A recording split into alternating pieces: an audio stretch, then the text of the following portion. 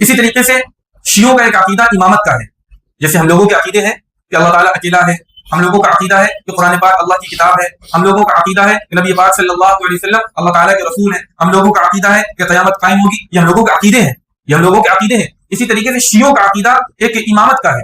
امامت کے عقیدے کا کیا مطلب ہوتا ہے؟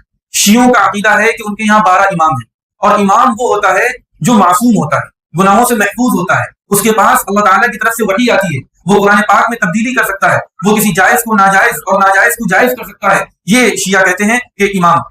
تو ظاہر سی بات ہے کہ امامت کا عقیدہ رکھنے والا شخص مسلمان کیسے ہو سکتا ہے؟ نبی پاک صلی اللہ علیہ وسلم نے فرما دیا لا نبی بعدی، میرے بعد قیامت تک اب کوئی نیا نبی نہیں آئے گا، یعنی پیارے آقا کہہ کے جا رہے ہیں کہ اب کسی کے پاس وحی نہیں آئے گی۔ اور یہ شیعہ کیا کہہ رہے ہیں کہ نہیں، جو 12 امام ہیں نبی علیہ الصلوۃ والسلام کے علاوہ ان کے پاس بھی وحی آئے گی، وہ بھی معصوم ہے۔ ظاہر سی بات ہے قیامت تک تو کسی کے پاس وحی نہیں آئے گی۔ یہاں پہ رک کے یہ مسئلہ بھی سمجھا جائے، ہم لوگ بھی بولتے ہیں امام، شیعہ بھی بولتے ہیں امام، لیکن دونوں کے مفہوم میں زمین و آسمان کا فرق ہے۔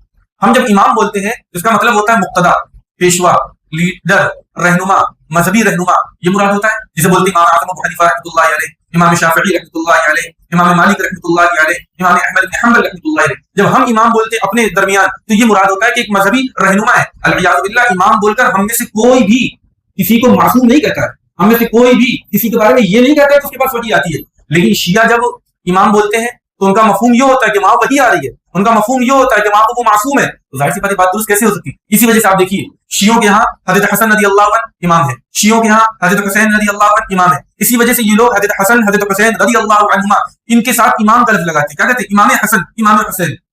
اور آپ بہت سے لوگوں کو دیکھتے ہوں گے تو یہ وہ حضرت حسن اور حضرت حسین رضی اللہ عنہ کے ساتھ امام کا لفظ نہیں لگاتے، حضرت لگاتے۔ کیوں نہیں لگاتے؟ اس لیے کہ وہ اپنی گفتگو سے لوگوں کو یہ میسج نہیں دینا چاہتے ہیں کہ ہم امام سے وہ امام مراد لے رہے ہیں جو شیعہ مراد لے رہے ہیں۔ سوچنے کی بات ہے، ہمارے زمانے میں سب کہتے ہیں امام حسین، حضرت ابو بکر کو امام ابو بکر کوئی کیوں نہیں کہتا ہے؟ حضرت عمر بن خطاب کو امام عمر بن خطاب کیوں نہیں کہتا ہے؟ حضرت عثمان بن عفان کو کوئی امام عثمان بن عفان کیوں نہیں کہتا ہے؟ کیوں نہیں کہتا ہے؟ اس لیے کہ ہم لوگ ان کو امام معصوم کے معنی میں مانتے ہی نہیں ہے، اس وجہ سے ہم لوگ نہیں کہتے۔ اچھا وہ لوگ کیوں نہیں کہتے امام؟ وہ اس وجہ سے نہیں کہتے کہ ان کے وہاں العیاذ باللہ وہ مسلمان ہی نہیں ہے، وہ ان صحابہ کرام کو مسلمان ہی نہیں مانتے۔ وہ یہ کہتے ہیں کہ پیارے آقا علیہ الصلوۃ والسلام کے وصال کے بعد کچھ صحابہ کو چھوڑ کر باقی تمام صحابہ العیاذ باللہ مرتد ہو گئے تھے، اسلام سے نکل گئے تھے۔ تو یہ سب چیزیں سمجھنے کی ہیں، اس وجہ سے جو اہل سنت والجماعت ہے ان کے یہاں امام شیعوں کا والا امام نہیں ہوتا ہے۔ جب ہم امام بولیں گے مذہبی رہنما، لیکن شیعہ جب امام بولتے ہیں تو وہ معصوم مراد لیتے ہیں۔ حضرت حسین رضی اللہ عنہ کے فضائل بے شمار، آپ جنتی نوجوانوں کے سردار، آپ پیارے آقا کی نمازیں، سب کچھ ایک طرف ہے، لیکن معصوم پیارے آقا کے علاوہ کوئی دوسرا انسان اس وقت نہیں ہے۔ یعنی انبیاء تو معصوم ہوتے ہیں، انبیاء کے علاوہ کوئی اور شخص معصوم نہیں ہو سکتا ہے، اس وجہ سے ہمیں سمجھنا چاہیے۔